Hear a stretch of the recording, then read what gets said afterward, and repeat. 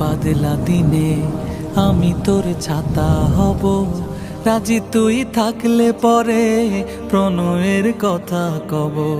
কোনো এক বাদলা দিনে আমি তোর ছাতা হব, রাজি তুই থাকলে পরে প্রণয়ের কথা কব।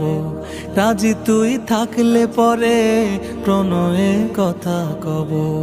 রিমঝিম বৃষ্টি ফোটায় দৃষ্টি রাখবো ধরে, কাজলে লেপটে যাব দু চোখের মিষ্টি ঘরে।